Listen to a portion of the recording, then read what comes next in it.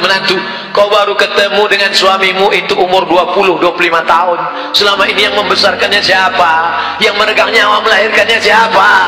Yang 9 bulan 10 hari mengandung siapa? Yang menyusukan 2 tahun siapa?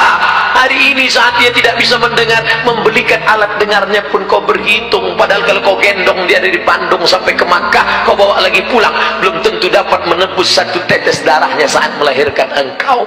Berapa jahitan robek dagingnya gara-gara melahirkan engkau. Bawa orang tuamu, senangkan dia, bahagiakan dia. Dosa terbesar di antara yang besar, pertama syirik, yang kedua uququl walidain. Kalau ada uang berikan, sehingga kau tidak perlu berteriak. Jangan sampai berteriak. Jangan sampai orang tuamu membawa HP ke servis HP. Nak, HP bapak ibu rusak ya. Diperiksa HP-nya nggak rusak, terus anaknya nggak ingat, dia tidak menelpon lagi. Berapa kali dia tidak jadi sholat duha karena kau kencing di kaitnya. Berapa kali dia tidak jadi tahajud karena kau menangis sampai azan subuh tiba. Di hari tua ini bahagiakan dia, belikan makanan yang enak, pakaian, bawa dia jalan-jalan. Orang Cina, saudara kita dari Tionghoa, itu sangat menghormati orang tua. Saya pergi ceramah ke Kuala Lumpur, sampai di ke mall, Ustadz hari ini kita tidak ada ceramah jalan-jalan ke mall. Sampai ke atas saya lihat ada orang tua, satu baris orang tua, anak-anaknya menyuapkan makanan. Kenapa? Karena mereka percaya rezeki bisa dijolok, rezeki bisa ditarik dengan memuliakan orang tua. Orang tua kata dia hoki, dia percaya itu. Teorinya kita yang punya, tapi mereka yang mengamalkan. Mana baktimu pada orang tuamu? Jaga orang tuamu, jangan sampai nanti setelah dia mati meninggal dunia barulah engkau menangis mencakar dinding. Mama,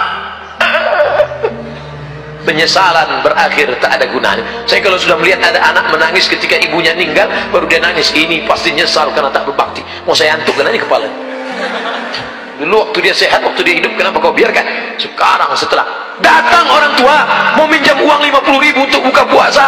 Nah, pinjam 50.000, mama mau beli makan buka puasa. Sebentar ya ma, ku tanya istriku dulu.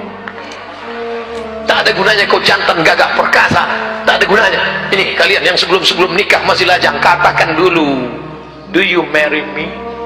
Sudikah engkau menikah dengan aku? Mau jawab mau aja atau mau banget ya? Tapi engkau akan menjadi to be a second woman. Kau akan menjadi perempuan kedua. Yang pertama siapa? I love my mom. Aku milik suamiku, tapi suamiku milik ibunya. Karena surga di bawah telapak kaki ibu, walaupun kakinya kesemutan.